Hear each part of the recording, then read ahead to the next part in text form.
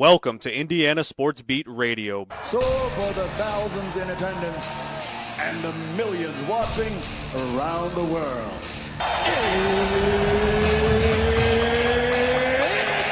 Time! 3 on the way. Oh! It went in! It went in! And Indiana wins the ball game! Know your role and shut your mouth, you jabroni! Float game for the win! Ayla's gone. Goodbye. Touchdown, Indy. Woo! IU America. They got a football team now. Pretty simple. I win. Google me. You know that I'm the cream of the crop.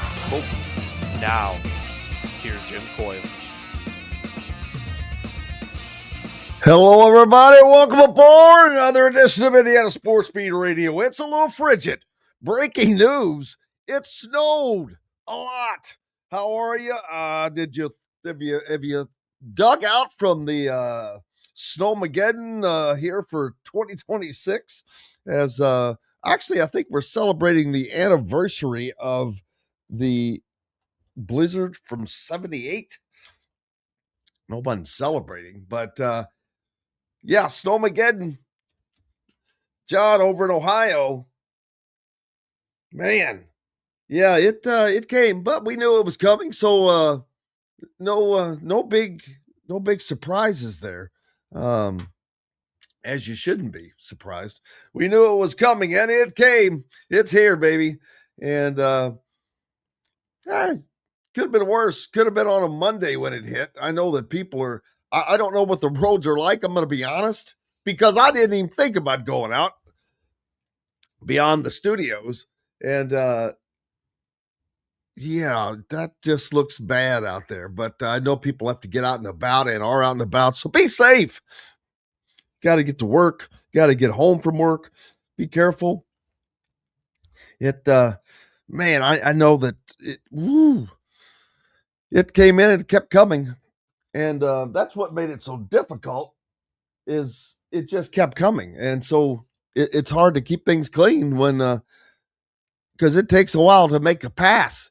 And by the time you get back, it was already full again, man. So hope everybody made it through okay. But we're here to celebrate it. They did some celebrating on Saturday. Indiana football celebrating their college football national championship, as they should. Their national championship team got together. Thousands of fans braved the cold. They should celebrate themselves for going out there. I mean, that was kind of wild, really, if you think about it. Should have done it inside, personally. I don't think that they would have. I think that, I don't know. There was quite a few people there. I don't know how many it was, to be honest with you. I can't put a number on it. It's hard to gauge at Memorial Stadium as far as numbers, but good turnout, great turnout for the temperatures, man. So good final day. Fans that maybe had not been able to go were able to go. But man, it was the culmination of a title. We'll talk to Don Fischer about that. Don will join us here in a little bit and kind of put it to bed, so to speak. I mean, the football season itself, unfortunately, it comes to an end, even the great ones. But there are continued things to talk about with this team, as the recruiting now has just jumped up exponentially, as expected that it would. Waiting on some decisions from some big-time recruits that were here for that celebration. That was a big deal for that, I believe. Oh, well, absolutely. I mean, no believing. Of course it was. You get those guys in there and they see people that coming out, and that there were as many people there as I had seen for other games in the past leading up. So there's that. Brian says kind of a big basketball game tonight. I was thinking, tomorrow night, actually. Purdue coming to town. The Boilermakers coming off of a couple losses. We'll talk about that with Don as well.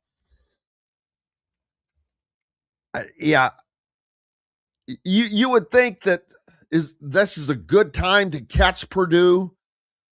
They're, I don't know if they're back-to-back losses, but they took a tough loss from Illinois at home the other night. But that's it's not a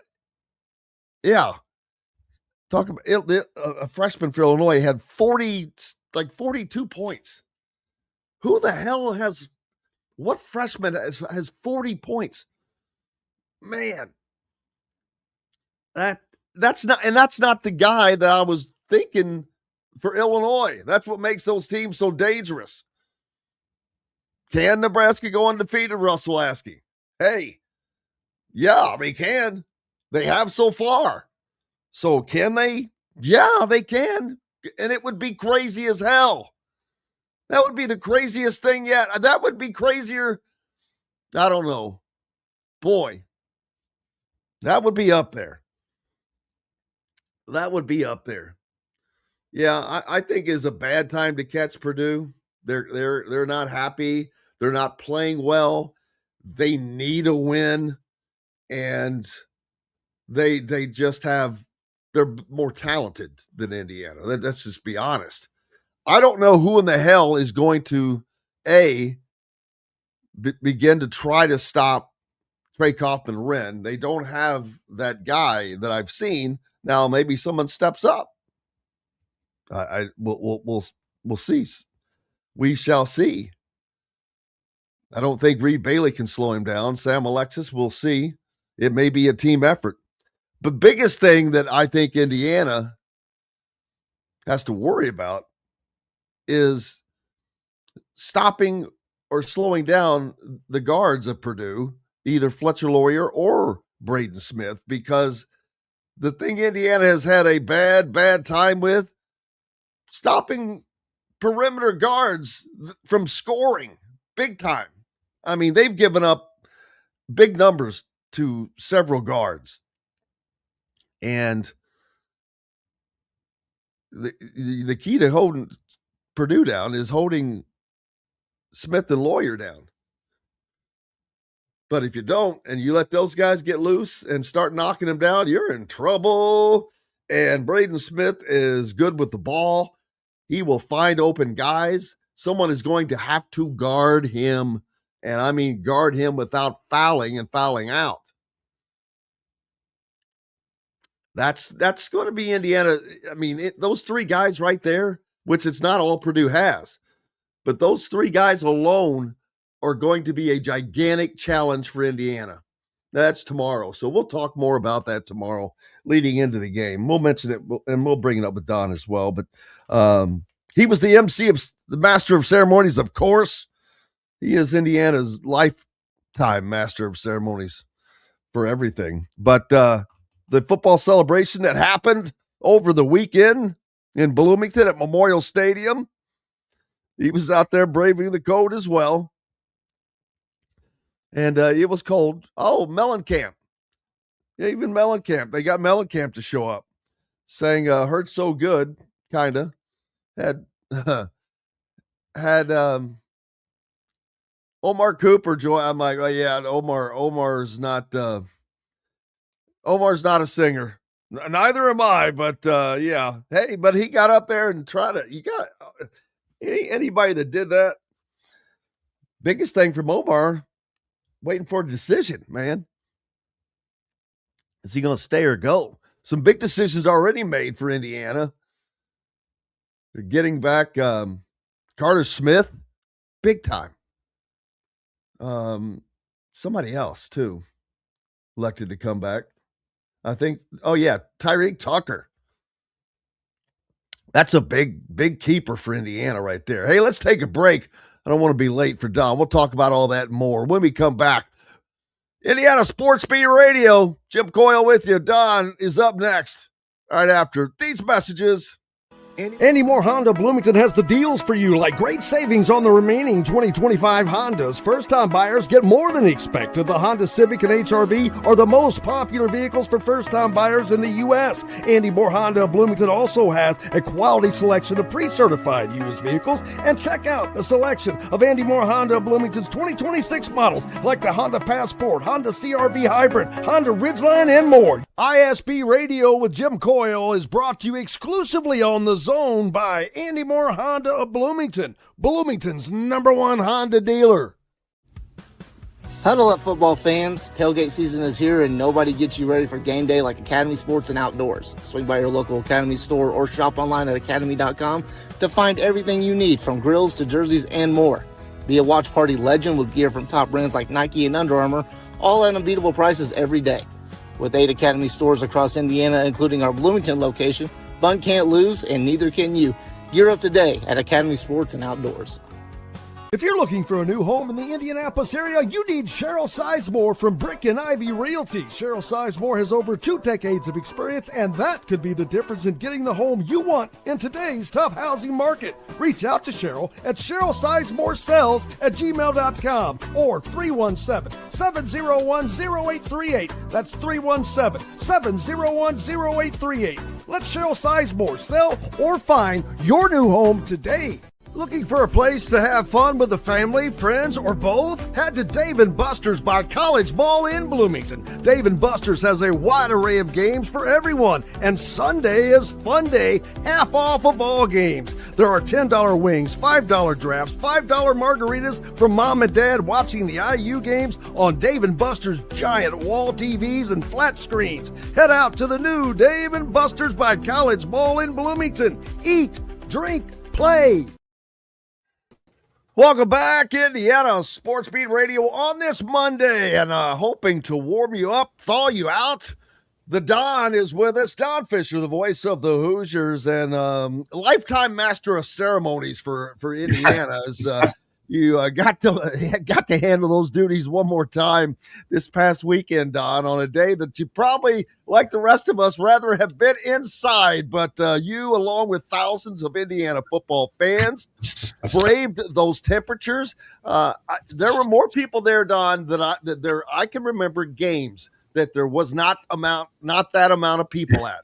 And I say that as a celebration to Indiana, because to come out in those temperatures, nobody wanted to do that. Nobody. I'm telling you. But they did it, and that everybody that was there should be celebrated, along with the team, yourself, and everybody that showed up, including the media. I'm gonna give the media credit as well. Well, it was a really fun celebration. It didn't last as long as a lot of people would have liked, probably, but for anybody that was in that cold weather, it was a lot longer than they thought. But it was fun. It was fun to be a part of that, without question. Fun to celebrate a football team that is going to go down as one of the greatest of all time in the history of the sport, as far as college football is concerned. And without question, in my mind, maybe the greatest college football season we've ever seen. I don't doubt that. I mean, I have to agree with that. I mean, I know everybody will say, anybody that covers IU, well, I'm like, give me something better. Give me something better with all of the information. That's the thing. People have to look at all of the information, specifically being how this team was built, the players that it had. This coaching staff is great. They've been together forever, but this is the coaching staff that was at the FCS level 3 years ago. So, it's just great. All of these great things that continue to go up makes this story great. But Kurt Cignetti's already working on a repeat. Yeah, there's no question. I think his last statement was, tomorrow we start working on chapter 3. So this guy's already thinking ahead. What he's done in the portal, and I haven't seen all of the names yet. I haven't seen that list at this juncture, but what he's done in the portal is remarkable as well. Of course, a big part of that is due to the success that they've had over this past 2 seasons now.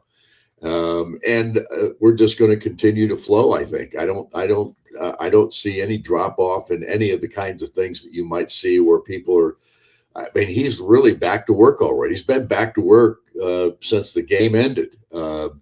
Recruiting and going through vetting players in the transfer portal, all the things that he does to make Indiana great and to make Indiana as successful as they've been over the past 2 years. None of that's going to change. He is going to continue his process, and he constantly talks about the process and what you have to do. Complacency he takes that adjective completely out of the mix. There's no complacency in Curt Cignetti. And without doubt, aside from family, maybe a vacation or something like that with family, this guy will be working on getting next season ready to go. Yeah, I asked him that very question in the post-game presser after the game, and I've already played the comment several times. But he gave the great long answer. He's like, "What would I do? There's so much work we've got to do," and he was listing all this stuff, and at the time you're thinking, but surely you can enjoy this, but. No, the truth is no. I mean, there is work like you just said, this past weekend celebration, there were a ton of recruits there. And so they're dealing with all of that, and that does not stop. And that's how you get better, because they're looking at having potentially better talent than they have ever had before. But it's all going hand in hand. And this has been a process that just doesn't stop. There's time in the summer, Don, I guess, but right now you got to make hay when the sun is shining, and the sun is beaming on Indiana football. There's no doubt about it. It's still the talk of athletics, of sports. People are still talking about Indiana's championship, and obviously, when you talk about what Indiana was able to do this season, it's simply remarkable. And we've talked about it ad nauseum. I've tried to come up with different adjectives to describe this thing, and none of them fit any better than just it's been an incredible year, without question. Absolutely. And I know it would be hard to ask you to put it in your best perspective, because you've seen a lot of Indiana basketball and football from 76 till now. And I know that those are different. You can't compare those two, to be honest with you. They're two different things, but they're both extraordinarily special in their own way. Well, they are. People say, is this better than any national championship in basketball? I say, no, it's not better. It's right there with it. I mean, 76, the first year that I was a part of something like Indiana winning a national championship, that was special. That was really, really special. And it was emotional, just like the other 2 national championships in basketball, and like this football season was. So, no, I wouldn't say, I couldn't put sit there and rank them in any way, shape, or form, because they were all special to me.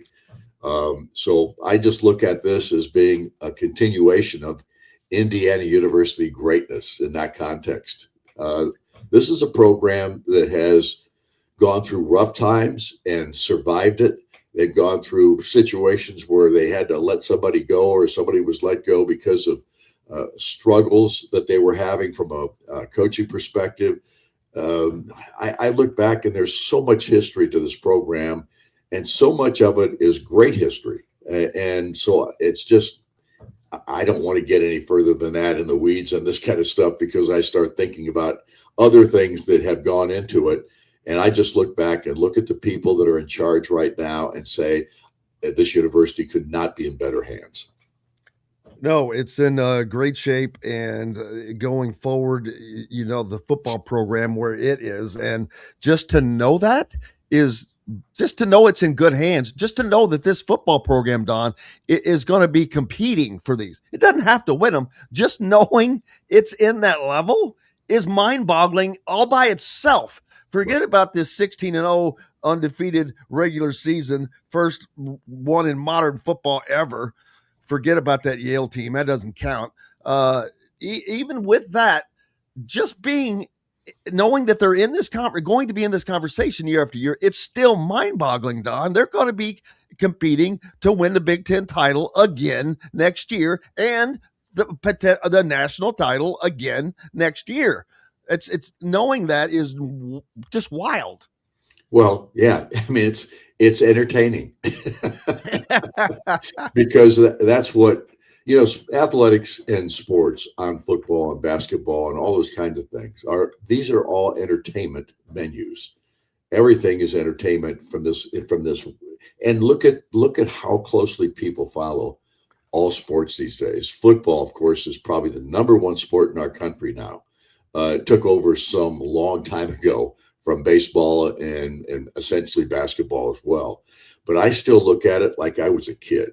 When I was a kid, there were 3 seasons.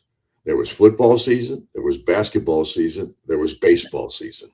Yeah. And all 3 of those seasons to me were special. And I never looked at one being better or worse than the other. I always looked at those 3 as being the greatest things that you could possibly be doing out there. And there were other sports too that I played. I mean, I played some tennis, I wrestled, those kinds of things. But the 3 that you're a wrestler. Not just for a year. me too. 1 year. Exactly. Wrestling was a hard ass sport. Well, wrestling in my mind was the hardest because of how they trained you back in those days with 100-degree temperatures in your room where you were wrestling and that kind of stuff, and wrestling guys that were 40 pounds heavier than you, those kinds of things that were going on. But nevertheless, I've always looked at it as football, basketball, baseball season. And I've always felt like those 3 are the best. And I just haven't done as much baseball as I've done football and basketball by any stretch of the imagination. But I still look at those 3 as the 3 number ones as far as sports are concerned. And it doesn't matter whether it's high school or whether it's little league, whether it's whatever it is, those 3 sports still thrill me.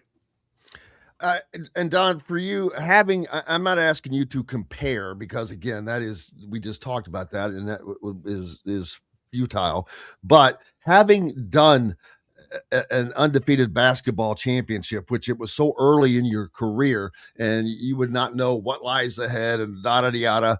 And then to see the football program be what it was, and we all know where it went to. And, but to do this and to have those bookended, kind of your career is almost bookended by these 2 things, which are 2 of the greatest events in all of sports, much less college sports, but awesome. But to be able to do that, to be a part of that. And I know how hard it was this season with these damn double up games too.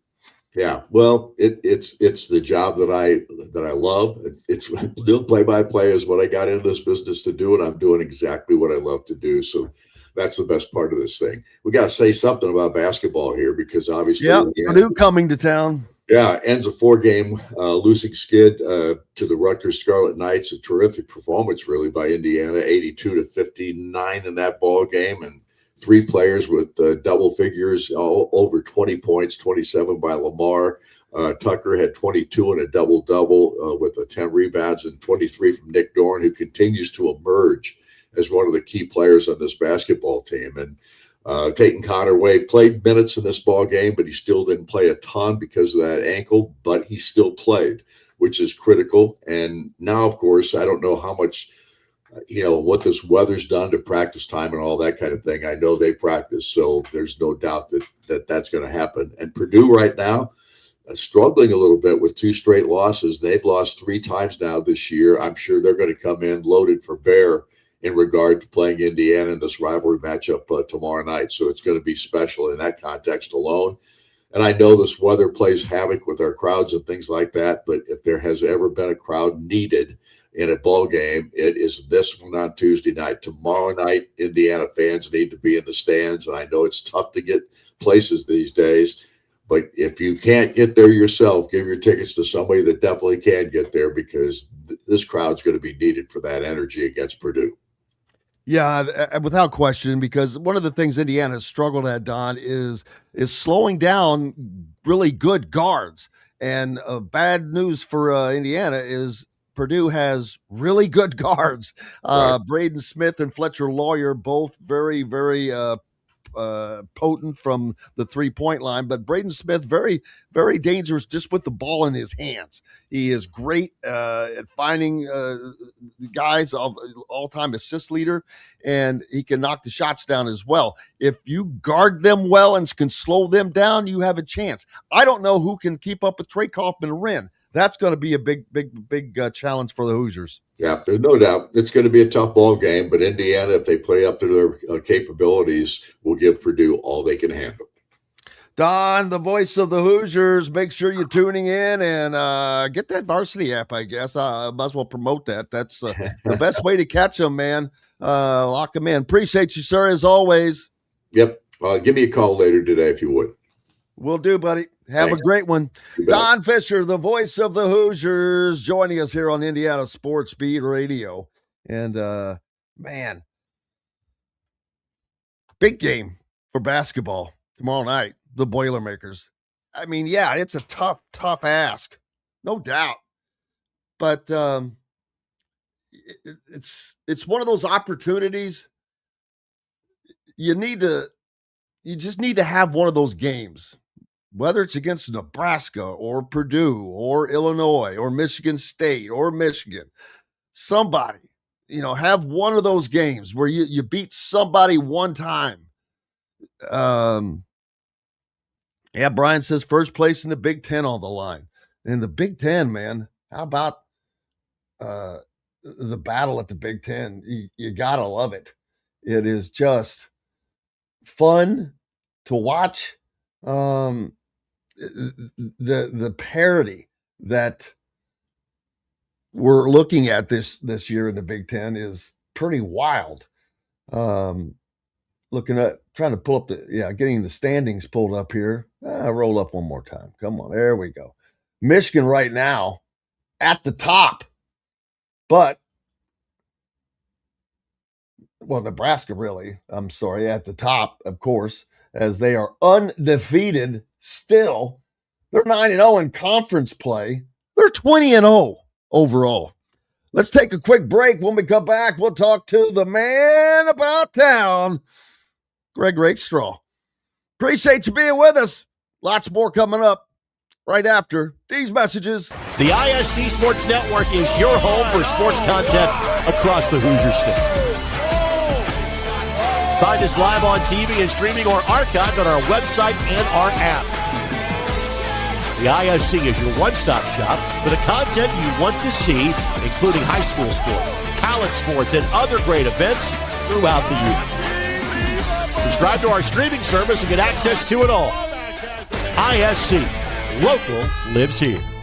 Looking for a place to have fun with the family, friends, or both? Head to Dave & Buster's by College Mall in Bloomington. Dave & Buster's has a wide array of games for everyone, and Sunday is fun day, half off of all games. There are $10 wings, $5 drafts, $5 margaritas for mom and dad watching the IU games on Dave & Buster's giant wall TVs and flat screens. Head out to the new Dave & Buster's by College Mall in Bloomington. Eat, drink, play. If you're looking for a new home in the Indianapolis area, you need Cheryl Sizemore from Brick and Ivy Realty. Cheryl Sizemore has over 2 decades of experience, and that could be the difference in getting the home you want in today's tough housing market. Reach out to Cheryl at CherylSizemoreSells@gmail.com or 317-701-0838. That's 317-701-0838. Let Cheryl Sizemore sell or find your new home today.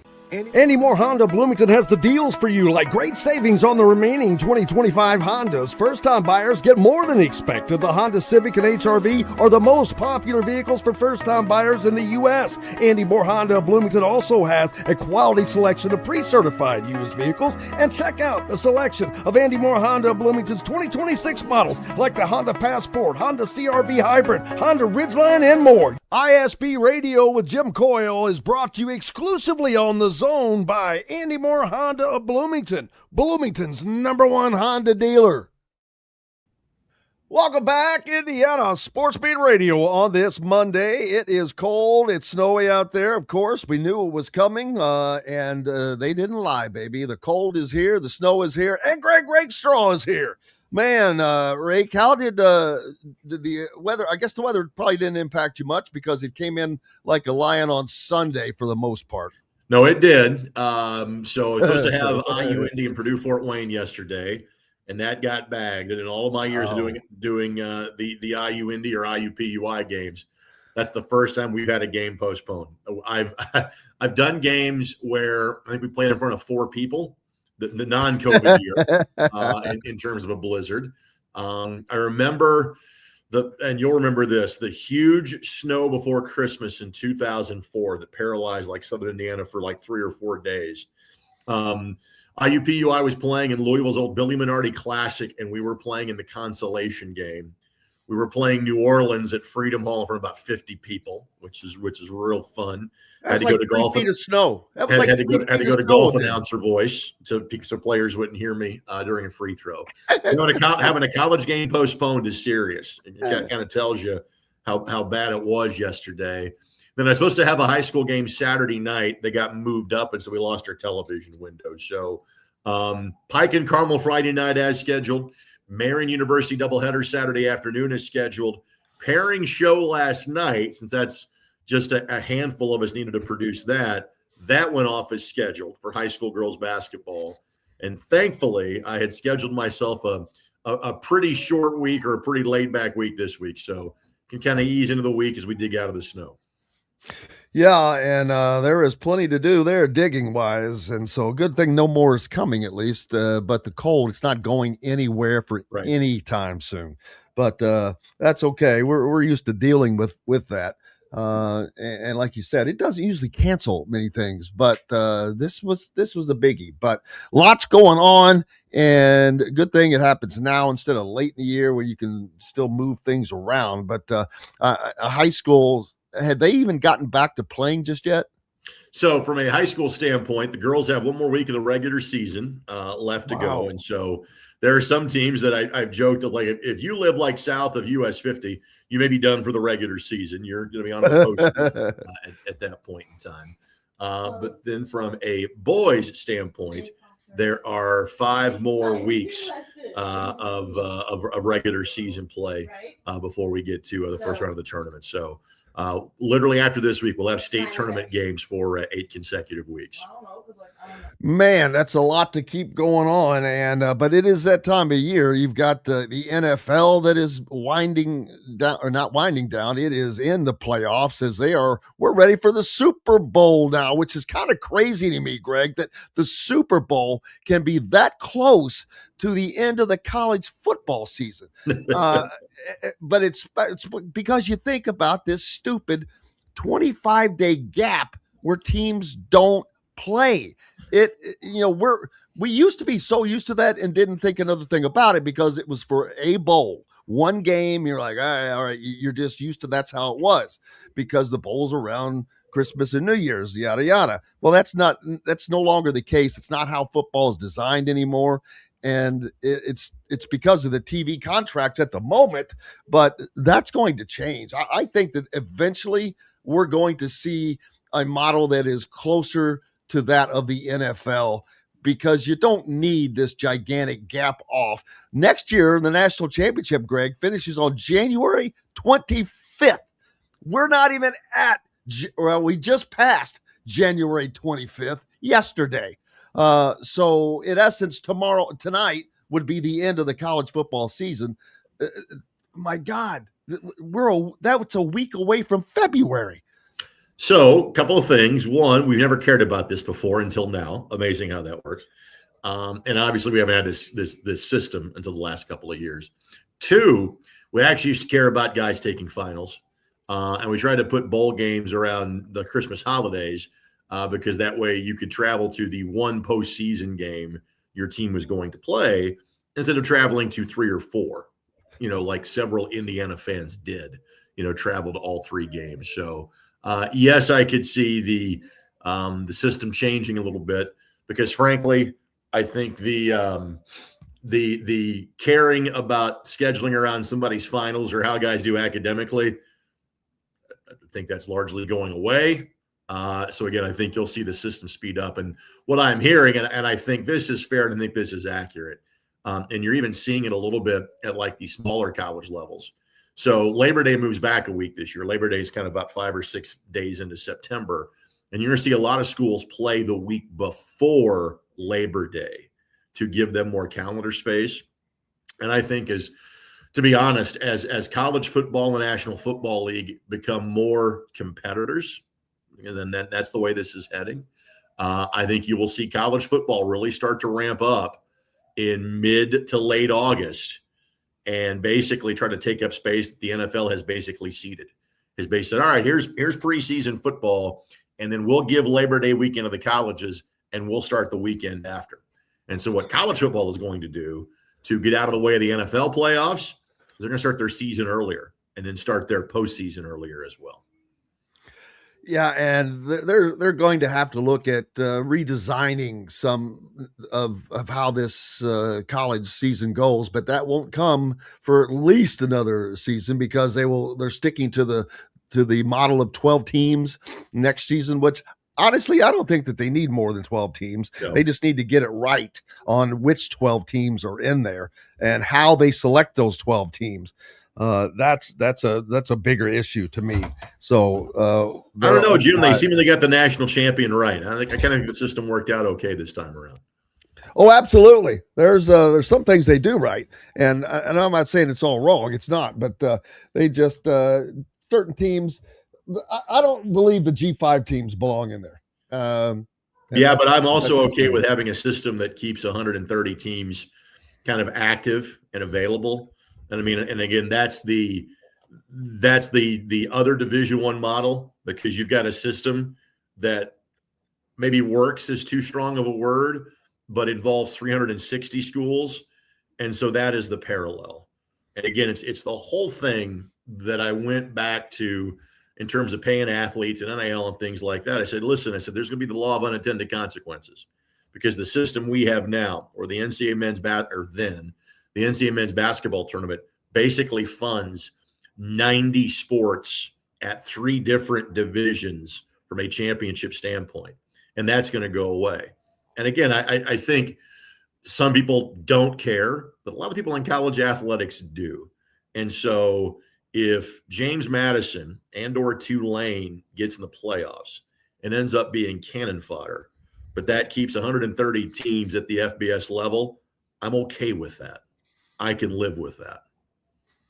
Yeah, and it's just getting everybody to agree. That's going to be the difficult part, but you don't have to normally, luckily, all you have to do is get the Big Ten and the SEC to agree, because they are the two head cheeses in this thing. What they say goes, but they're not in agreement right now, and that's the sticking point. The Big Ten, they're saying that they want the 24-team model, which I don't really believe that. I don't think that that's what they really want. But it's like, okay, if you want this, you're going to ask for way over here just so you can come back to that.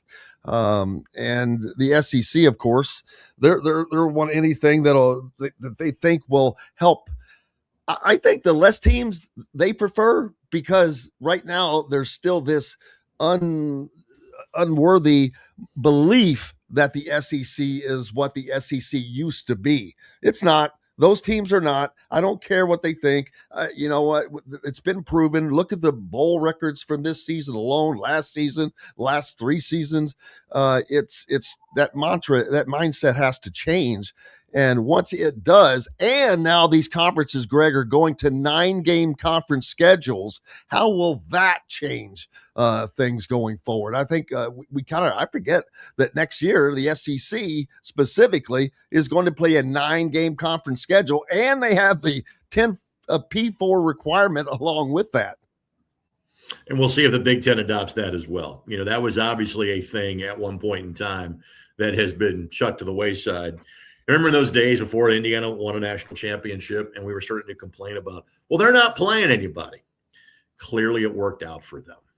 And so now we'll see if the Big Ten follows suit, or if you follow the leader. And again, folks, the leader right now is Indiana University. And if they're going to play North Texas, Howard, and whomever in the 3 non-conference games, so be it. But Jim, welcome to the whole new world we live in. It is January the 26th. You and I are 10 minutes into a conversation, and other than me talking about a cancellation, we haven't mentioned college basketball once.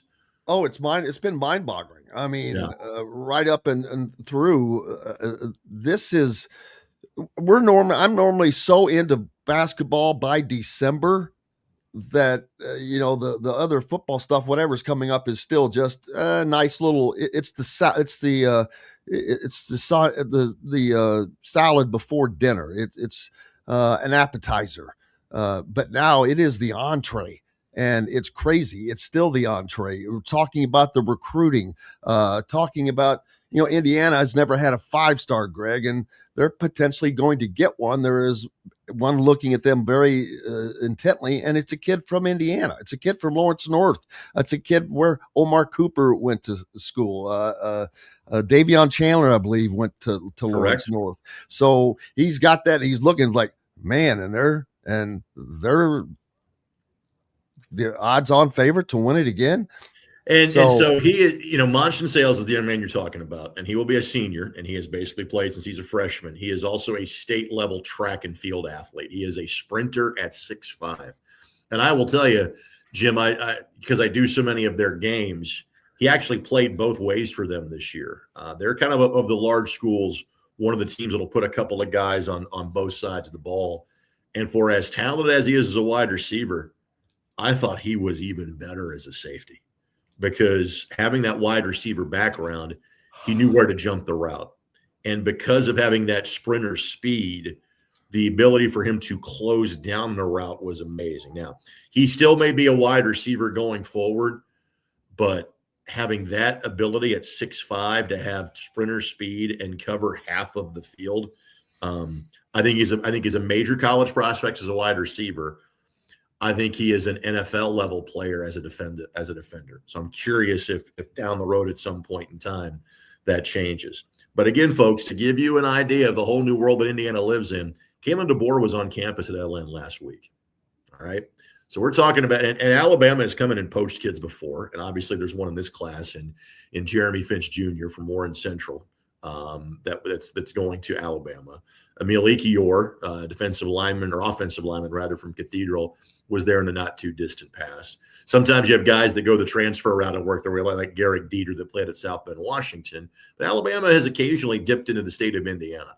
But now the team they're competing with for that kid's services is Indiana, which is, again, crazy to say. But the last prospect rankings I saw for Sales, and again, frankly, this is back in the fall, Jim, he was 6th in the nation as a prospect. And so I think he is a great indicator as to, from a recruiting standpoint, what this Indiana University program can do. Obviously, there has been a long time path from Lawrence North to IU. It dates back to, Will Patterson, playing there 20 years ago. If that continues now with this level of prospect, again, it's truly a sign of the times we live in. Yeah, and it's amazing as he has been such a focal point, but it's again, it's just this 5-star thing, which we've talked about so much, how they don't have those type of players, and that's what this team was built on. But yet to get that type of player, and we've seen what Kurt Cignetti would do. Let me tell you, if you go back and you look at how many guys that starters were playing special teams, right. Mikel Kamara with that punt block in the championship game, he's a starter, man. He's playing on the defensive line and getting all that. He needed the rest, but yet he's on special teams. Charlie Becker, how many plays he made? He led the team in tackles on special teams, I think. So yeah, it's Indiana is a little different.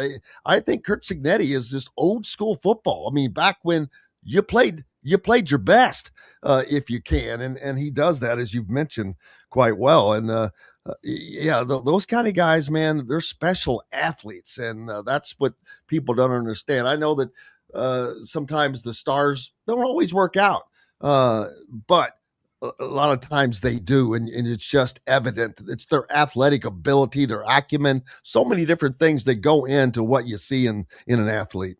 And Jim, it's the only reason that gives me pause to say, hey, I'm not sure you can expect Indiana to do what they just did this year, next year. Because again, in the brief amount of evidence that we've got in portal combat, as some will call it, Indiana's fared exceedingly well. And obviously the thing that does bode well, and I think you can translate, is having 2 or 3 guys that easily could have said, hey, I'm going to the NFL draft, that have said, no, we're going to stay. And obviously along the offensive line is where a couple of those key pieces are, guys that are coming back. Guys that are coming back, that success translates immediately. But having a guy that, is one of the best available players in the portal, and Lord knows that worked for Fernando Mendoza more than anybody else. But it's getting guys that can buy in. And that is what makes this group the last couple of years so special. Are all the key contributors guys that made the move from James Madison? No. But enough of them are where you have to go, okay, you can't just assume that even though this guy is one of the top available players at this position in the portal, and yes, you should be thrilled that Indiana got him, doesn't mean that skill set's going to translate, and doesn't mean that mentally he'll have the same buy-in or fortitude or ability to follow the game plan that the guys that came before him did. Everything for Indiana points to this success being sustainable. But you're still relying on 21, 22, 23-year-old kids, and you've got to have them buy into the team concept. And we won't know that until we see the actual evidence next September and beyond. Yeah, and we've seen a couple guys coming back for this team. Tyreek Tucker on the defensive side, and then Carter on the offensive line. Huge, because that's a big area for Indiana. Whether they're successful or not, starts and ends on the line. And we saw that they were able to do what they were able to do this year. They were able to hold up against every defensive line, and that was that's the main difference. You allow the offense to work, man. It starts and ends in the trenches. If you can't block, you can't win. Yeah, absolutely. But again, that part I think translates pretty well for Indiana. I'm not worried about that. So what's coming up next for ISC TV? You guys we're getting back. You mentioned at the start, girls basketball. They're only a week away, and then of course following that, the boys will be hitting the tournament. We're a little ways away from that yet, thank goodness, as we're still in January. But it all seems to kind of follow quickly. It does, and so next games for us from a television standpoint: Friday night, Saturday night, North Central, Warren Central is our Friday night game. The big one this week, though, is Carmel and Fishers. And Fishers has had a move-in enter their midst. They've been winning without Jason Gardner, who's been out with a hand injury. He just took a visit to UCLA, by the way, this weekend. We'll see if he is potentially back for Saturday night's game. Carmel's lost to a couple of pretty good teams at home the last 2 weeks. Plainfield's amongst the best team in the state. When Pike has all of their pieces, I think they may be the best team in the state now.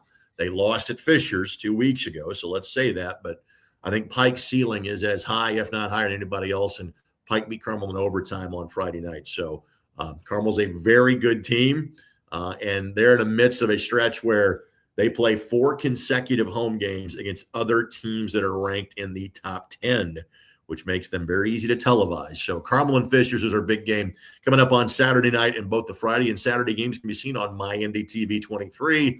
Barring that Mother Nature doesn't get in the way for a third time this year. Yeah, let's hope that doesn't happen. Right now, are we expecting more snow? I know the cold is not going anywhere. No, not for the next week. I think the next wave of snow is the week following. The issue is going to be temperatures not getting above 0 at night, or temperatures not getting above freezing for some time. Yeah, for a while, like 2 weeks. So no fun there, buddy. Appreciate you as always. Thanks, Bob. Have a good one. Greg Rakestraw from the ISC Sports Network joining us here on Indiana Sports Beat Radio. And as always, greatly appreciative to him. And man, it is just cold out there. And like I said, it's not going anywhere, the cold. So the snow is not going to go anywhere, but hopefully everyone's able to slowly dig out.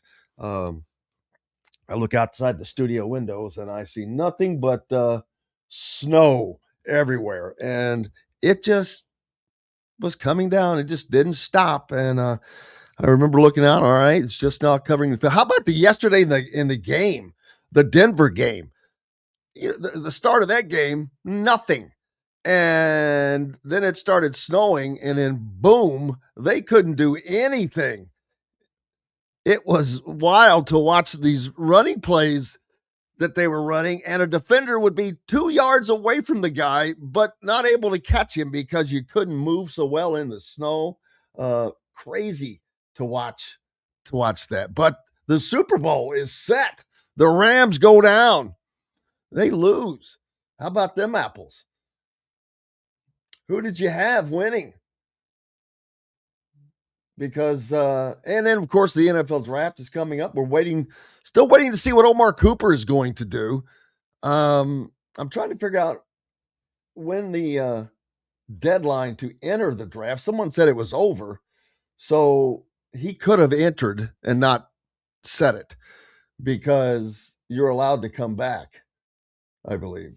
I mean, I know that's that way for basketball, but I'm sure that there's not much you can't do anymore because there are no rules. Do whatever the hell you want to, right? Hell, you may be able to get drafted and still come back. Brian says the chance to declare has passed. So not sure why there has not been an announcement then, why that didn't come with an announcement, but we'll see. Justin says hard to root against the Patriots. It's not really. Belichick and Brady are not there anymore. Yeah, but that doesn't change things, man. But it is a great story, and I agree. Drake May, kid from North Carolina, leading the Patriots back to the Super Bowl. The Patriots. It is a great story. I'm not going to lie. I mean, this is the team that was the juggernaut. And, okay, they lost it all. Boom, they're back. It's like when Tom Brady went to the Tampa Bay and won a Super Bowl with them. It's like, what, are you kidding me? But they're back. Now, Denver, you have to ask, would they have won if they didn't have the very unfortunate loss of their quarterback after winning a playoff game? Jason Stidham, starting for the Broncos, first time in the history that a quarterback started I don't know if it was a playoff game or a conference championship game without having thrown a pass in the entire season. Yeah, that happened. And it was crazy. But it is what it is.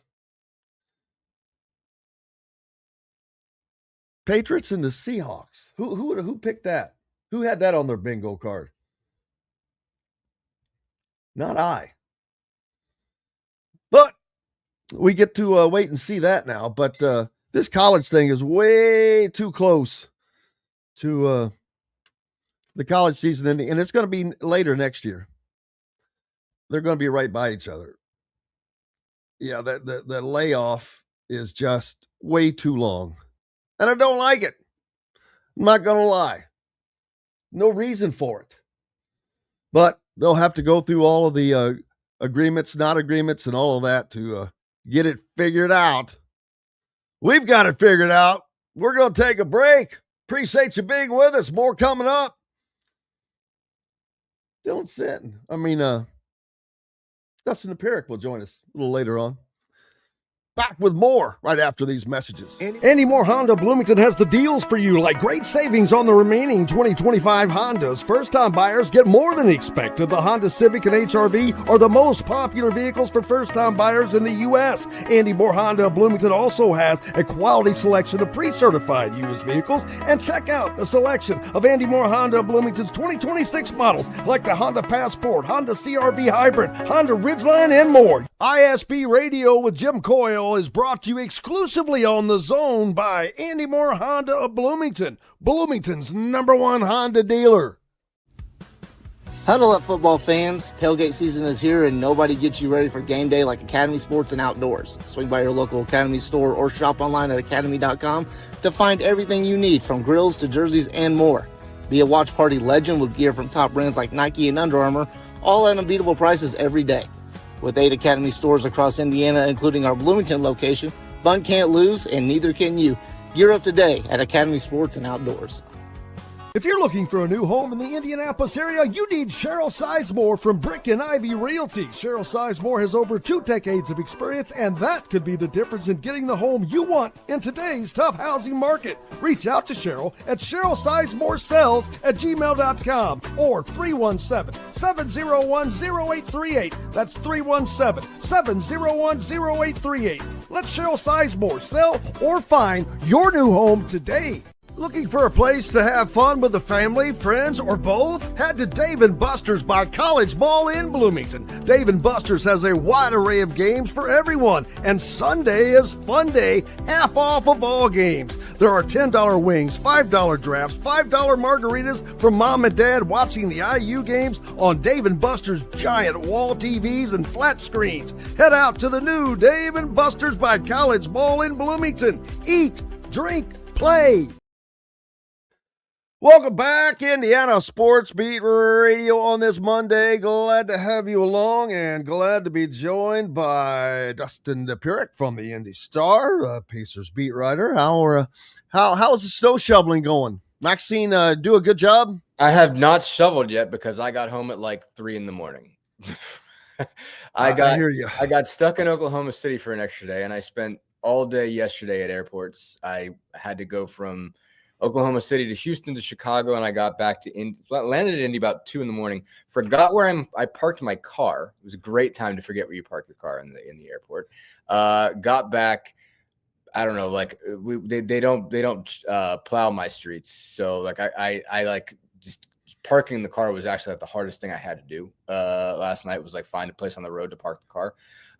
So yeah, I have not done the shoveling thing yet. I will do that at some point when I feel like it today. And yeah, no, it like I got the travel thing that really got me because like Oklahoma City was not used to getting the amount of snow that they got. They got hit up starting Friday night. And what did they end up getting out there? I mean, it's probably 4 inches from what I saw. I mean, they might have got more on Sunday after I left.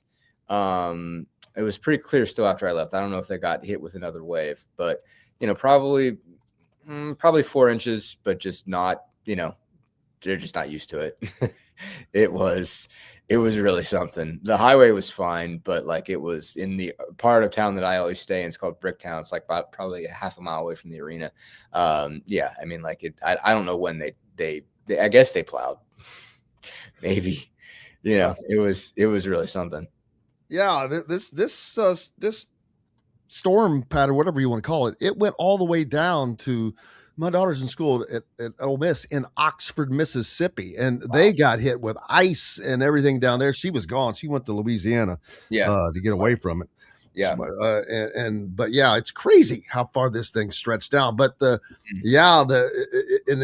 it came when it did, because it did just miss the national championship travel, but sure. Because it disrupted so much travel, as you like if you're as you're seeing, and it has to keep on moving forward. But it's amazing that so many of these games are able to go. But that's why teams are required to be at places a day in advance. I don't know about the NBA because of the NBA is getting beat up. The Pacers are playing at 1:30 today. They moved that up. I didn't go to Atlanta. I was never going to go to Atlanta. That was when we just sort of shaved off, figuring it was like kind of, they had 2 days in between, and it would have been like 3 days in a hotel. And I ended up having to do another extra day in Oklahoma City. But yeah, no, they. So I mean, they hightailed it out of there. I mean, they beat the Thunder on Friday, like that was a big deal. But it was just like, hey, Dust, like we're moving. So if the questions can be quick tonight, that'd be great. And I'd be like, man, you guys just beat Oklahoma City, but sure, okay. But I mean, they were motoring out of there to try to make sure they got out. But I mean, I'm sure something hit before they got on the road, because by the time I got out of the arena at about 11 or so, it was covered. And so it hit fast. And then, there have been games canceled. There have been games canceled for other reasons, but there have been games canceled for snow. I think Dallas got hit hard. I think the Mavericks got stuck in Dallas yesterday. And I think it was Mavericks Bucks got canceled. And so, because they couldn't get out of town, because they played the night before they played Saturday night against the Warriors, and I think they were supposed to play a Sunday on a back-to-back in Milwaukee, and they didn't make it. So, yeah, it has affected the NBA. The NBA has gotten hit. So other stuff managed to duck it. Football managed to duck it, but obviously,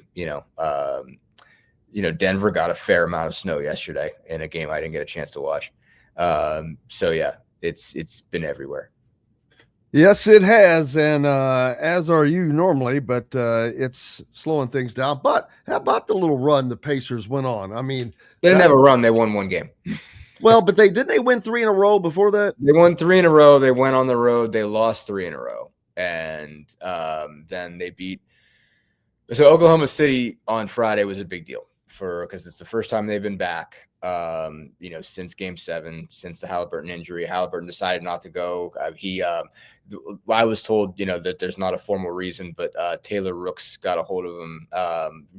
She was on Prime Video, had a broadcast that night, and she said that, basically like Tyrese told her that he's like, I'm not ready for it yet. He's like, I've got to be able, when I come back, I want to play. I don't want to go there and just, when I'm going to be on the sidelines and just stare at that spot on the floor all night.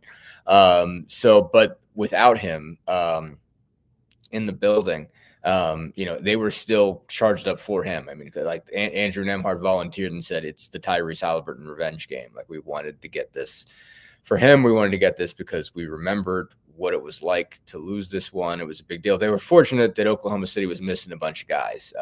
Like Alex Caruso's out. Jalen Williams, the All-NBA forward, is out because they've got 2 Jalen Williams, but the better one, the other one's fine, but Jalen's the guy who was All-NBA last year and an All-Star. Isaiah Hartenstein was out. Aaron Wiggins was out. Who am I forgetting? There's one more guy, Jai Mitchell, I think, who's been, got some more minutes for them this year. Is a really nice player out of, I think, Cal.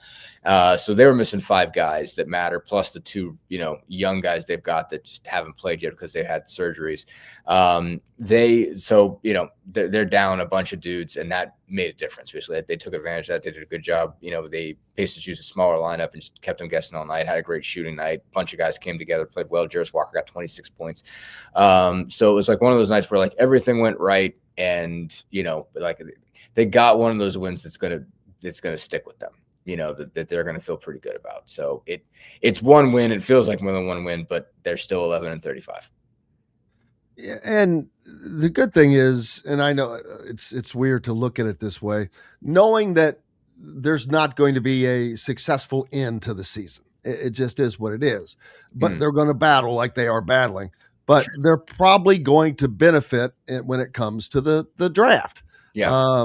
And you wonder, can this season actually weirdly end up making this team better because of what they're going through?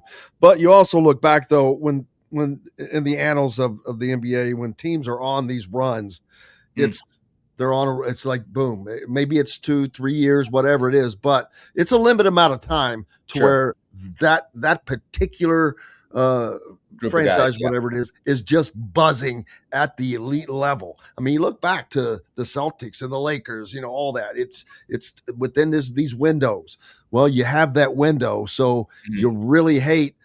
We saw the year before last season was ramping up, and then last season where it went, but then you get this pause, even though the team can be made better this year. Is that lag off? Boy, how much will that affect? That's the question. There's a few things to it. I mean, obviously, the salary cap changes those windows pretty dramatically. The aprons that they've instituted in the latest CBA. Basically, like you have to be very smart about how you spend your money. And even if you are, it's really hard to maintain a championship level team, a true elite championship level team for, 4 or 5 years. Yeah, it's really hard to do that now. I mean, like in the old days, when you didn't have a cap and everybody wanted to play for the Lakers and everybody wanted to play for the Celtics, like you could spend spend what was a whole bunch of money at the time. Obviously the numbers aren't nearly what they used to be. So, What was I going to say? So basically, like like the Celtics had to break up a little bit this season. Now they're doing amazingly well, despite the fact not only did they lose Tatum, but they also had to, let Drew Holiday go and let Kristaps Porzingis go, and kind of move on from those contracts and kind of come off the apron. They've been fortunate. They're still second in the East. It's just not as good of a team as it was 2 years ago, where they were just blowing everybody's doors down. And the Pacers are in a spot. I mean, they have a bunch of these guys locked up for, long-term contracts, but long-term is 4 to 5 years. You can't do a contract in the NBA for more than 5 years, whereas baseball, you can throw these 10-year, $500 million contracts at people. In this case, I mean, like the max I think you can give a guy is like 5 years, 260, something like that. You can't go any higher. And the number is going to go up as the cap goes up every year. You'll see a different number this year and different number next year as far as what a 5-year max deal guy can get. But these numbers like all operate within this, and it does force you to be smart about what you're doing, and you can keep your guys. You have a lot of wherewithal to keep guys that you want. But when guys age out, and they're not as effective anymore, like you've got to carry that contract. So it's a lot of tough stuff that they've got to do to manage. So, the Pacers are in good shape still because they've got a lot of these guys locked up, but that window closes. They a little bit, they lose a year. And so now next year and 2 years from now, you're thinking, okay, you really got to do it. If you plan on, if you look at it and say, well, this team's got to win a title because it was that close, like you've got to get across the finish line. It's going to be difficult, because you're going to get Tyrese Halliburton back next year, but he's not going to walk in the door looking like old Ty. Like it's going to take a while, before he's comfortable, before he's got his, legs underneath him. Like, I mean, even if the injury is healed and he's cleared and all that kind of stuff, and every reason to believe he will, because he'll have 16 months off by the time he actually gets on the floor in October of this year. He's still, just going to have to get used to playing basketball, have to get used to the kind of push, the kind of, strain that it takes to play, every other night. And so it's going to take a minute. I mean, they're not going to walk in the door and go 20-0 to start next year, or something like that. I mean, like it's going to be a grind early, and they're going to have to get used to that. And you don't know if you're ever going to get, best version of Halliburton next season. You're going to get a functional one that'll make them better. But it might be a year before you see Ty at his level. And so there's a lot of questions about how this is going to go. And they've got moves to make coming up in, trade deadline is about a week and a half away, a little bit over a week and a half, February 5th. And so they've got some decisions to make. They need to get a center. They let Miles Turner walk, and this group of guys is fine as a by committee approach, but they need a real center if they're going to make a push for the title. So they got to make a decision what they want to do there. They got to decide what they want to do with Ben Mathurin. Seems more likely that he's going to be traded at this deadline, but you've got to make sure you get something back for that. That's a top 10 pick. A guy who was, I think, fourth in his class, is fourth in this class basically in scoring. And you can't let that asset walk for nothing. You need to turn that into something. So they got some decisions to make, and they do need to kind of hold the line. Well, I mean, I think every game that they win does matter for this group, as much as ultimately they're probably better off losing. Like, this group does have to do some winning to maintain some kind of winning muscle memory. I mean, because it's a group that's based on its superpowers, its connectivity. Like, it's got to keep its stuff together and remember how to win, even if they don't win a lot. Just remember how they play so that they can turn it on as much as they can next year. Yeah, and then that's the great question. Tyrese Halliburton seems to be progressing pretty well. But coming off Achilles, you're not going to be the same guy. It's like when Victor Oladipo, his injury, never the same again. Sure. I mean, that was worse than this is going to be. There's right. more.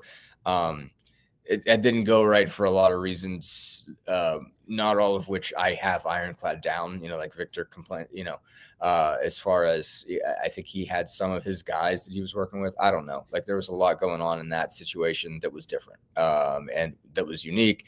And it's one ruptured quad is a little different, but like the fortunate part is, like, for as much as this injury is still taking you out for a year, there is a sequence at this point that the guys who get injured go through. First off, they fly to New York and get Martin O'Malley to do it. It's literally they're all going to the same guy to get this surgery done, and they're all flying to New York City. And I guess he's the best. I don't know how you get to be the best in the world and how everybody knows it at working with this particular injury, but apparently he is. And they called him even before, when he was dealing with the calf to see if, during the course of the finals to see if he had reason to worry if it was going to happen. And they told him it would probably be okay, and didn't end up being right there. So, but yeah, bottom line, but like you get that they have a system, things that they've got to do. They just went and then we recover. We think of Achilles, and it's just like, oh, you're over, you're done. But then now we've seen older guys, especially here of late, and there's no better example than from your favorite Steelers, Aaron Rodgers. I mean, the guy was older for an athlete. He was in his 40s when this happened, and he completed the recovery, came back, and is playing quarterback in the NFL, which doesn't require the explosion that Tyrese is going to have and all of that. But he's younger, and you hope that will play into the recovery greatly. And maybe the year off of him looking at basketball from a different perspective now where he is, maybe that helps as well somehow. I mean, Ty's basketball IQ is off the charts already. So, I mean, he's not like, there's things he's going to see. Like, I'm sure he'll be better, but it's not like that wasn't a strong suit already. I mean, like there are some guys that just never think of it that way. And then you put them on a coach's sideline and there's stuff that they've never seen before. Like Ty operates as a coach as it is, like, I mean, he's just that sharp. And, I mean, like he's had time to bond with guys. He's had time to see, what other players do. I mean, I think there's some value in that to really watch when you're not trying to pass the ball to somebody, to actually be able to see, what they do in certain situations. And that'll probably make it better. But mostly, I think, you look back at a guy like Durant, I mean, I think Halliburton, I think was quoted somewhere as saying that like Kevin is sick of being the Achilles guy. But they did. I mean, I think Durant came to his house. I think Durant came to visit him, during the summer. And I think Durant tries to be available for other superstars or other star players who go through this because he did it, like he had it's a very similar scenario obviously happened in the finals to him too. And apparently, I mean, there's like there's like 4 guys that have been going through this all year. And, it's been him, it's been Jason Tatum. He and Jason Tatum have the same trainer. Delonte Murray is a guy that apparently has been in touch with Halliburton. Like apparently all of these guys that are going through this year or missing this year have been in contact. I don't know if they've got a group chat, but it's pretty constant. So they are, pushing each other. I mean, Tatum looks like he's not far away. Tatum had a little bit of a head start, if you want to put it that way, because they went down, like he got hurt in the Eastern Conference semifinals. So they had about a month earlier than Halliburton did. And they're showing video of him like he might play in the playoffs. I don't know if that's advisable or not, but he's getting somewhere. I think Halliburton's looking at that and saying, okay, I gotta make sure that I'm there. So, I mean, I think he'll progress well. It's just, I mean, even just Isaiah Jackson went through it last year, and at various points this year, he's been like, yeah, it's still different. Like it's like, it's not your leg that hurts. You're just getting used to getting your feet underneath you again. And it's different, it's different getting your sea legs. So it's been really something. It's going to be really something. I mean, again, you will see Halliburton himself again. And when you do, they're going to be really good, but it might not be immediate. I mean, I think it took a little while for Durant to be himself again, and he took off that whole, I mean, I guess he had the good fortune of the year he missed was 2019-20. And, they played most of his season and then got, and then suspended the year because it got into COVID, and then they played the bubble, and then they didn't, get back on the floor until like December of 21. And I think, he went to Brooklyn by then. I don't know. I mean, it was a big mess. So, he had a little bit more time. Halliburton's going to have a little bit more time, but it'll still take a while before he's him again. Before he's him again, there's no doubt about that. As long as you're you again is all that matters, man. Trying to be. Hey, we've got to take a break. The great Dustin Dopirak from the Indy Stars with us. Lots more coming up here on Indiana Sports Beat Radio. We're back with it and more right after these messages. The ISC Sports Network is your home for sports content across the Hoosier State. Find us live on TV and streaming or archived on our website and our app. The ISC is your one-stop shop for the content you want to see, including high school sports, college sports, and other great events throughout the year. Subscribe to our streaming service and get access to it all. ISC, local lives here.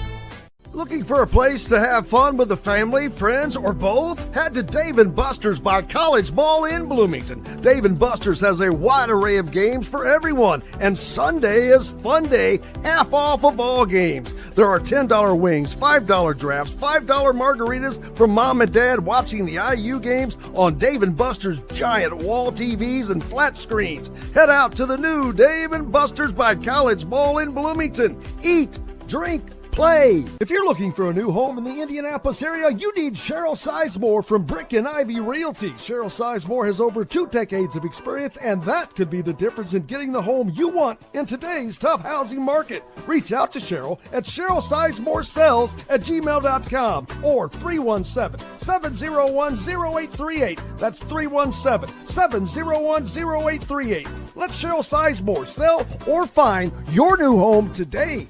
Andy Moore Honda Bloomington has the deals for you, like great savings on the remaining 2025 Hondas. First-time buyers get more than expected. The Honda Civic and HR-V are the most popular vehicles for first-time buyers in the U.S. Andy Moore Honda Bloomington also has a quality selection of pre-certified used vehicles. And check out the selection of Andy Moore Honda Bloomington's 2026 models, like the Honda Passport, Honda CR-V Hybrid, Honda Ridgeline, and more. ISB Radio with Jim Coyle is brought to you exclusively on the Zone by Andy Moore Honda of Bloomington, Bloomington's #1 Honda dealer. Welcome back, Indiana Sports Beat Radio. Jim Coyle with you as always. Dustin Dopirak from the Indy Star as well. And, mercy. I'm glad that the snow waited until it was like, all right, we're going to give Indiana football, you get your moment, you're going to get your minute, and that's it. Don't waste it. And there were several people that showed up. I've got to be honest with you. I mean, it wasn't like it was a full stadium, but sure.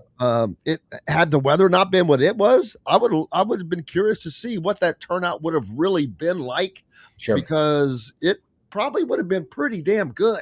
Not that it wasn't good for sub-zero weather. It was amazing to me because I guarantee you I've been to games that had less people than was in those seats for that. Yes. Yes, we have. For and sure. that is an amazing. Just think about that. How amazing is that? We've been into games where the weather was perfect. It couldn't have been any nicer, and there were less people. Summer Saturday afternoons. Yep. Yes. And if people don't think that Indiana fans are really into their team, they're wrong. And I think that they showed out by the bowl games and all of that. That's going to be hard to duplicate going forward because I think this team is going to keep winning. Yeah. They could find themselves in a similar situation next year. Yeah, sure. No, I mean, Signetti has it rolling and it's going to keep rolling. And you don't know whether you're going to be able to put together a championship program where you can, not a championship program. They're going to be a championship program. You don't know when they're winning their next one. Like there's a lot of stuff that goes into that. They're going to lose. There are going to be obviously they're going to lose guys to the NFL. They're guys that have gone through experience. It's now their time. To go pro and everything like that. And some of these guys that started this from the beginning, and by the beginning I just mean last year.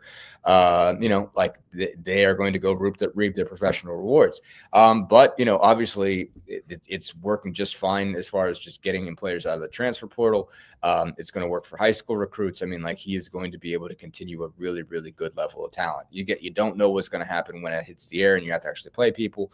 You're going to have years where you go 10-2 and you lose a playoff game, and that's still a really good year. But the down years that are coming are going to be the years that Indiana would have dreamed of in the past. If there are years when it takes a back step, it's going to be like, guys, what are you complaining about? Well, you know what you would have done for 10-2? The over and under for wins this season was 8.5, and they doubled that. And they were nearly. That's incredible. I mean, the 8.5 was the over and under. People, that's what you're talking about right there. Sure. That would be a season that Indiana fans, I'm in. 8-4, I'll take it. A bowl game, a good bowl game, yes, I'm in. Yep, 100%. All right, but like that, it's like, nope, we're not going to the CFP. I'm not going. Right. Now, that's a danger. What happens when Indiana doesn't make the CFP? Do they get that fan support for wherever they end up? Yes, this is such a wild ride that it's going to stick. I don't know if there'll be nights where they don't sell out the, buy games in September, or whatever, they might have stuff like that. But as long as this ride is in the 8 wins plus category, it's going to be a long time before that's a reason not to go, I mean, it's been wild. I think reading some of the things people have written about this, some of my favorite stories, obviously, first off, my favorite stories have been Zach and Michael, who've been just tremendous. So obviously I'm going to pump my guys, but there have been some writers that were there in school when I was there, or that guys I know, people that, not ex-sports writers, people that are still in the business, but aren't covering college football, but wrote, pieces for their organization about what it has meant to be an IU grad and witness this. So Brody Miller and Matt Dollinger are 2 guys on that list that wrote really good stories that were fan-ish, sort of allow themselves to but trying to get it across to people. Who are they with? What's that? Dolly's with the Ringer, and Brody is with the Athletic. And Dolly wrote a really, really good one. Matt Dollinger is a phenomenal writer. He doesn't write that much for the Ringer because I think he's more of an editor type. But I mean, he wrote a fantastic piece. If you guys know Dolly, you know how good he is. But he's a Bloomington guy. But I think he just put we were just trying to play 13 games. He's in 2007, when they got Terry Hepner, and Terry died, it was just get into a bowl game, and just getting to play 13 was enough. No matter what happened in that 13th game, they would have been fine. That was that 07, I think, season it was such a big deal just to get there. And for many years, they were just trying to get to a bowl game, just trying to win 6 somehow, some way. And it didn't even happen from 93 to 07. They didn't get in. And so it's anybody who's in these years, in that space is going to be man, anything good. That's wild. Wait, never mind. I'm going to let that go. I'm going to let that just comment. This is funny. Anyway, yeah, I think so. It's just it is going to be a long time before this fan base gets spoiled. It's going to be a long time before this fan base is so spoiled that it doesn't want to be there anymore. I mean, probably it has to be 8-9 years of this. You'd have to have a lot. And Signetti is not going anywhere. He's not going anywhere. I think he loves, I've said this, I've been saying this for 2 years. He loves where he is, what he's doing, because he's doing it where it couldn't be done. It just can't be done. And that's part of all of what's going on right now, because not only did he do it where it can't be done, he shoved it in everybody's ear on the way to doing it. And without even trying to be that way, it was like a bulldozer going through, and it's try to stop this. And some may have slowed it down, but it was never stopped. No, I mean, it's amazing. And I think the 2 jobs that could have come up that you had reason to fear that he was going to take came open, and he didn't take them. So Penn State, and what's the second one? Steelers. Oh, yeah. I think I'm a Yinzer. I know what got me back. I went back and I didn't. Of course, he's same way. Yeah, he's back in Pittsburgh. Yep. But did the offer come from the Steelers? No, I don't think it did. But I think if you I mean, he was Yeah. pretty out of it pretty fast, but like, I mean, I would think that they had to at least think about it, talk to some people and be like, hey, but and they obviously made an interesting move with McCarthy, because I think a lot of people thought, okay, well, the reason not to get Cignetti is because, like, he doesn't have experience in NFL, and there is a difference. There's that, but there's also this trend, they've had 3 coaches in 50 years, or 60 years. And so, they hired each of those guys where they were in their 30s, or 30s or early 40s or whatever, and, let them hang around for a long, long time. And, each of them did at least a decade, and certainly Chuck Nollmore, Tomlin almost got to 20. So, like the goal was like everybody looked at it and said, okay, well, what you're going to do now is you're going to go hire somebody else that's younger, and then you're going to just, the magical Pittsburgh Steelers, whatever it is going to keep that guy there for 15, 20 years. And you're going to, again, be a team that doesn't ever have to make a hire. And so Mike McCarthy doesn't fit that mold because he's in his 60s, if I'm not mistaken. So he's not going to be around forever. But, if it all works out, they might do better. He's from the city. He's from the neighborhood of Greenfield, where I played a couple baseball games. And so I feel like I live there. I don't, but it's a deal for Mike, for them to get a Pittsburgh guy. And, I would have to think they at least ask themselves the question, because it's just like when a Pittsburgh guy does something like that, and you're like, okay, why wouldn't you get him? It's just like, why wouldn't you be interested?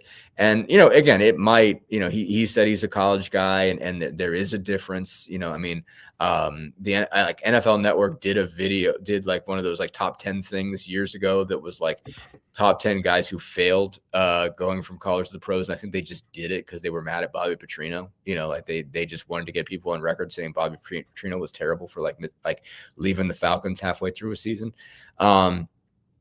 But, there's enough, guys that hasn't worked out with, but I feel like he puts Cignetti anywhere and he wins, he'd find a way. I think he's better built for college, but that doesn't mean he couldn't walk into an NFL team and win. So you had to at least call somebody, they couldn't offer anybody until, like in the NFL, you've got to do interviews, you've got to satisfy the Rooney Rule, all those kinds of things. So, you've got to take a little bit of your time, and, they certainly didn't get to the point where they were bringing him in for an interview, but you had to think they at least called somebody to call somebody to find out, what do you think? So, I think they would have had to, but, obviously if he didn't go that direction, then he ain't going anywhere as long as he's coaching. Now, he's not a spring chicken. You're not getting 30 years out of him. So, but if you get 10, 15. But he's a lifer. What Sure. you call a lifer. Yeah. Right. But, what's he, 66? Yeah, but see now. You get 10 years. And I don't want to say look at Kurt Cignetti, but look at Kurt Cignetti, look at Kyle Whittingham at Michigan. They're not expecting, it's the same thing. It's on a smaller scale, a little smaller scale for Michigan. They're not going to get 10 to 15 years out of Kyle Whittingham. They don't need that.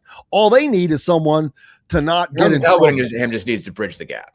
Yeah, just not get in trouble. Just don't get in trouble. Bring stability back to the program. And then, hey, if you win along the way, which he should, he's a winning coach. He has the resources. You still have the resources. Yeah. And if they can just get it, turn it.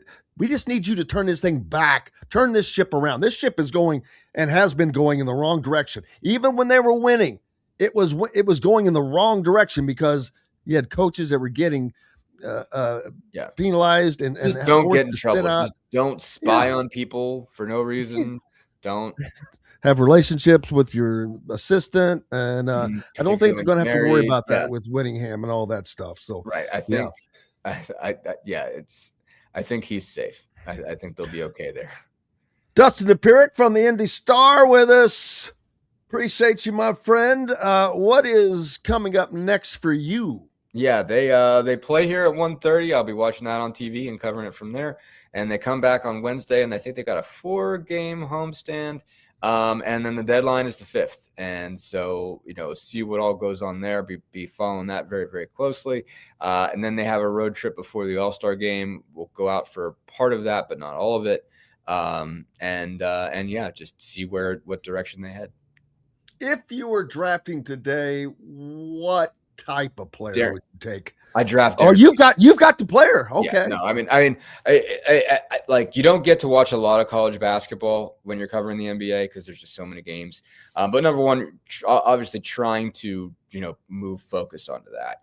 I think there's 4 guys that stand out above everybody else. I think it's Darren Peterson from Kansas, AJ DeBonsa from BYU, Cameron Boozer from Duke, and Caleb Wilson from North Carolina. I think there's a difference for everybody else. Now, a couple of the guys there are, I think, from that 5 to 10 range, there's a lot of movement. I think some of it is that there are a couple point guards that are really good, and the Pacers certainly don't need a point guard. That's the one thing that they shouldn't draft. And so Kingston Flemings, who had 42 the other night, was fantastic, is just not one that they'd be interested in. I mean, I hadn't heard of him until recently, and it seems like he's just tearing up the world. And Mikal Brown, the kid from Louisville, is another one that's like, okay, like he's going to be really good for somebody, but it's not going to be the Pacers. So you want to pick in that top 4. The 5th pick becomes really up in the air. I mean, maybe they go for like a Nate Ahmed from Tennessee or somebody like that, but really it's those top 4. And to me, there's the Peterson DeBonsa are in one realm, and then Boozer and Wilson are in the other.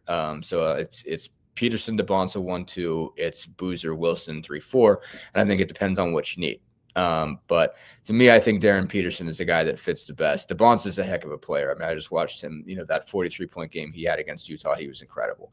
But he doesn't always shoot like that. I think he's a 30% shooter going into Saturday night. Peterson, he is so quick with the trigger, just his ability to run around, get open space, run off the ball. I mean, he would fit. Basically, it seems like his ability to make quick decisions is everything they've been trying to get Benedict Mathurin to do for 3.5 years.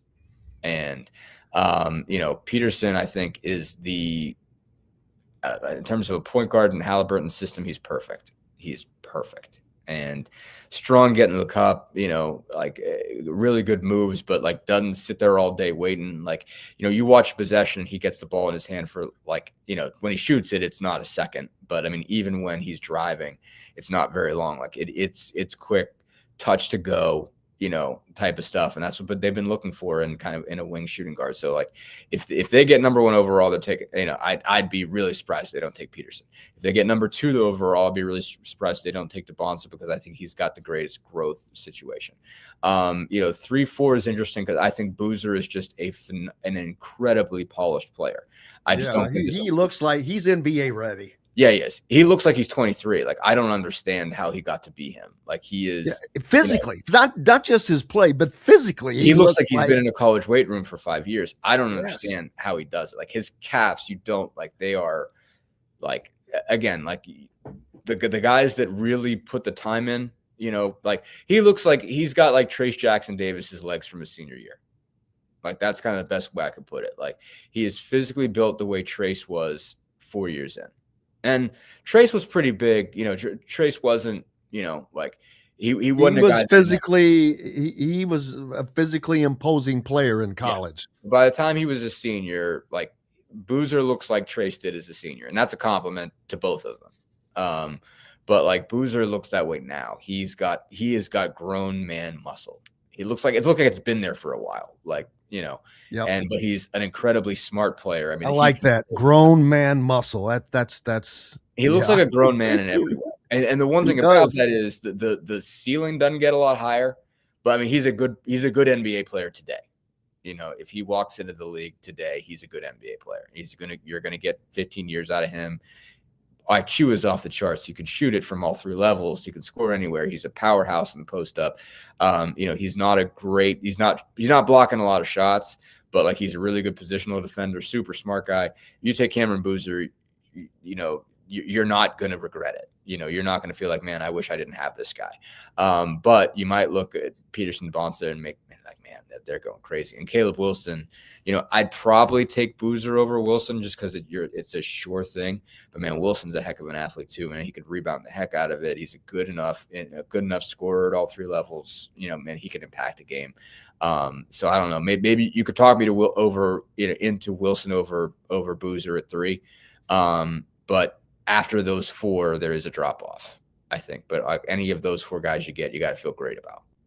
Hey, how about Nebraska in the Big Ten? I haven't actually watched them. I just know they're really good. Well, I haven't got to see them a lot, but in the year that the Big Ten is the most dominant basketball conference by far, you've got 1, 2, 3, 4 teams that have 1 loss in the conference halfway through the season. Just 1 loss. And Purdue is behind them with 2 losses. Yeah. They're in 5th place. But Nebraska, 9-0 in conference play. Overall, they're 20-0. Yeah. Can this team do the unthinkable? No. I mean, no. Nobody's doing that. Nobody's doing that. Say that. Can they get through the Big Ten unscathed in this year of the Big Ten? I mean, my answer is going to be no. I mean, I've seen really good teams. It should be no, but I get it. But I'm like going, damn. But I mean, even no matter what, like this is still awesome for them. I mean, this is incredible. They get Michigan tomorrow. I was going to say, okay, like when does this come to a halt? And there is a chance if they beat Michigan tomorrow, it's a little different. Now, let me look here at what this looks like. They only have 11 games left. Okay. And you mentioned they're at Michigan tomorrow night at 7. They're at Michigan tomorrow night at 7. Illinois at home. Yeah. They go to Illinois, Rutgers. They get Rutgers. Purdue at home. Let's see. Yeah. They've got to go to Iowa. And then they've got to make the West Coast swing before coming home to take on Iowa. So the schedule is there, but the 2, and I'm not going to say just the 2 toughest games because Michigan obviously is going to be very difficult up in Chrysler Arena there. But even Illinois, they just won at Purdue. So don't think that that's going to be easy. Then you've got Purdue next again. 4 are really going to tell you. If they're still undefeated when they wake up on February 11th, then they got a shot. They got a shot to get out of the regular season undefeated. Well, Brian pointing out that Michigan is a 10.5-point favorite. So that seems like a lot. Michigan's really good. I know. Doesn't that seem like a lot against this Nebraska team? Yeah, it's a lot for facing an undefeated team. It's a whole lot. But like that is why I don't gamble, Jim.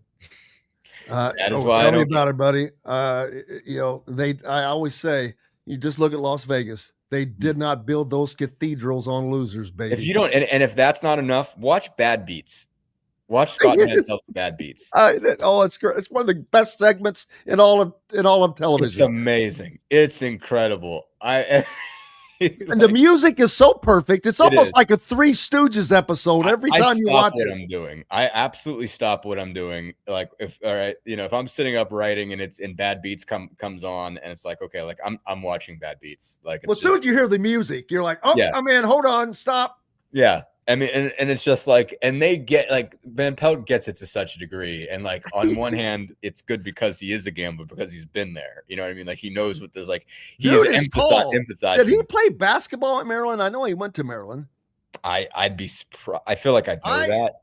I would think. I mean, he's like 6'5", 6'6". He's a very tall guy. I have been in an elevator with Scott Van Pelt. He is a very tall person. He is. But yeah, no, But like Bad Beats is incredible. If you ever if you're ever thinking maybe I want to get heavier into gambling, just watch Bad Beats like 3 or 4 times. Like it can go. Like they don't care about you.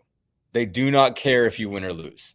In fact, they actively want you to lose. Like they are quite like I can tell you from talking to NBA guys, they are sick of hearing about what you did on your prop bet. They not only don't care, they're happy you're losing because they're sick of you. As far as making it like, the people that come down and tell them that they screwed up their prop bets or get up in their DMs and tell them they messed up their prop bets, they are quite sick of this. But like college kids that you're betting on, like oh my God, what was the Lamar East Texas A&M game that I've seen that bad beat like 3 times because it's like one of their bad beats of the year. I mean, Like the stuff that happens, that the 3-point heaves that happen at the buzzer that don't matter, that somehow always go in, like Scott talks about pitchy woo woo, like every time that you're down 2 and, the game's over, but they're going to do the lateral play and it's going to be a disaster and it's going to go back for a touchdown. The other team that goes from like you're getting 7. And so it goes from a 2-point game to a 9-point loss. And then all of a sudden you don't make it. Like that happens all the time. You're like, man, how can you guys do this? Like, it is just not designed for you to win. They don't care. They're not trying to help you win. Does not matter. It is fun stuff, brother. Dustin Dopirak from the Indy Star. Make sure you're giving him a follow. He is the Pacers beat writer, but he is our sports guy extraordinaire. Appreciate you, my friend. Appreciate you, Jim. Thanks for having me. Absolutely appreciate you. We've got more coming up here on Indiana Sports Beat Radio. Jim Coyle with you, back with more right after this break. Andy Moore Honda Bloomington has the deals.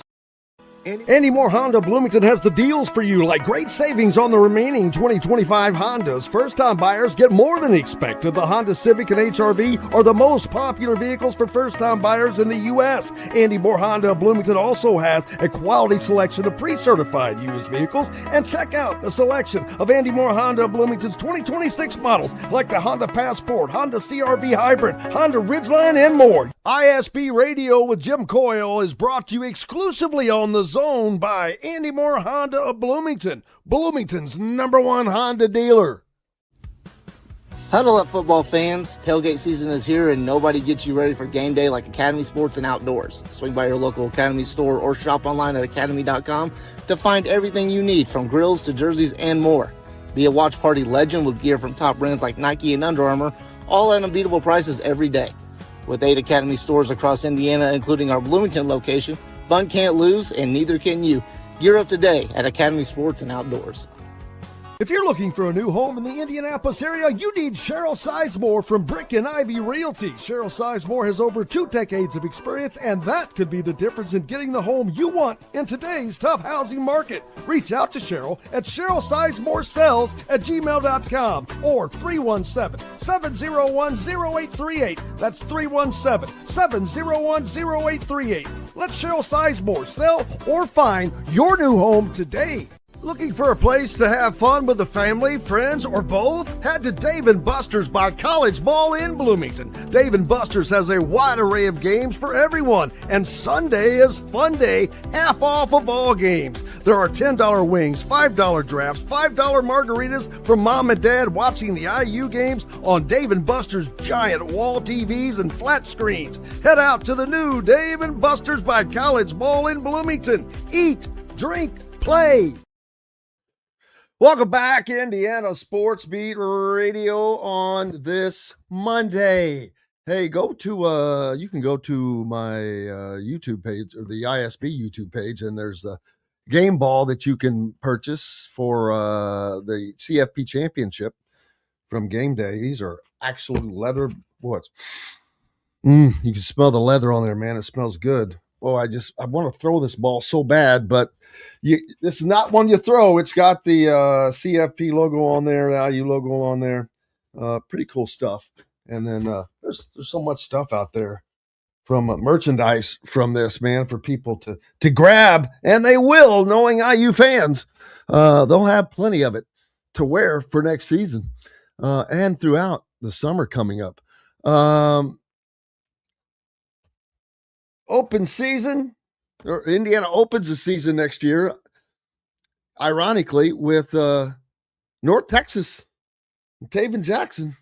So that's going to be an interesting aspect to things, as well as waiting to see if Omar Cooper is actually coming back, since it appears the deadline has passed for him to enter his name, but we don't know whether or not he has actually entered his name.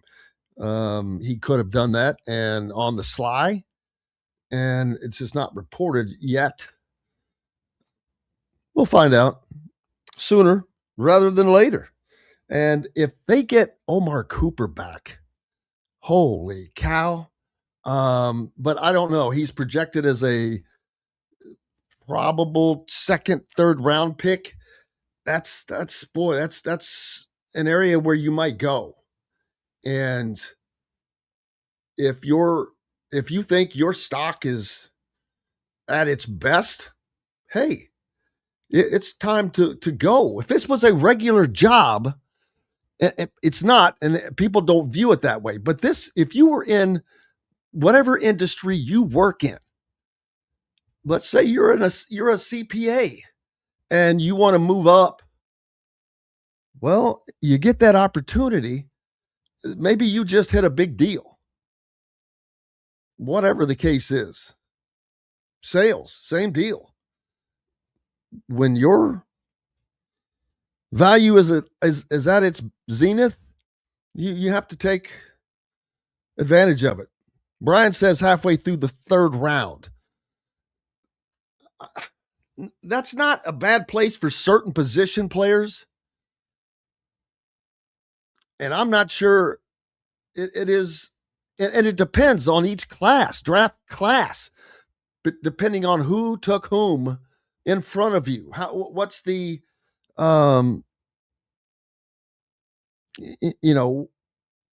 is it a big market for your position that year? All of that stuff goes into it. So, but yeah, can you imagine if Josh Hoover comes in, has Omar Cooper and Charlie Becker and Nick Marsh?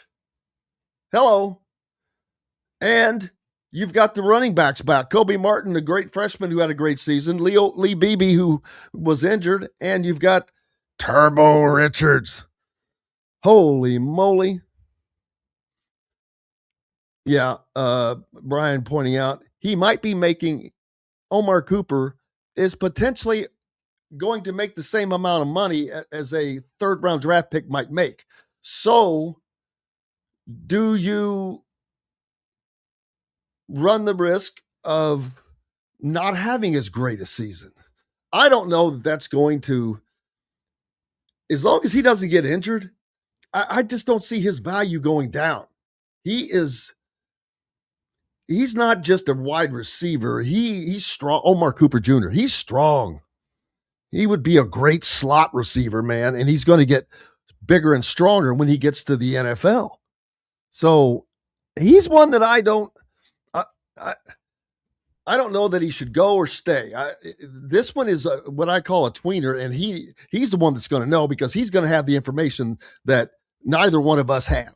He's the one that's talking to the NFL people. The IU team is talking to the NFL people. I truly believe they're going to help them as best they can. If they're hearing that, hey, man, you might be right here, and then they're going to talk. Hey, is it better to wait until next year? Very well may be. Very well may be. And so we'll see how it all works out. But things are looking swell right now. Appreciate you being with us. Great thanks to, of course, the voice, Don Fischer, for joining us. As always, Greg Rakestraw from the ISC Sports Network and Dustin Dopirak from the Indy Star. Most importantly, appreciate each and every one of you. We're back tomorrow to do it again. We got a preview tomorrow's Indiana-Purdue basketball game. Mike DeCourcy and Brandon Gaughan, play-by-play guy, will be with us as well. Until then, I'm Jim Coyle. I will see you on the radio. Thanks for listening to Indiana Sports Beat Radio. Be sure to subscribe to our YouTube page for more clips and team coverage of Indiana basketball, football, and more. You can also find full episodes and tons of other content on thehoosier.com. We'll see you next time for another edition of Indiana Sports Beat Radio.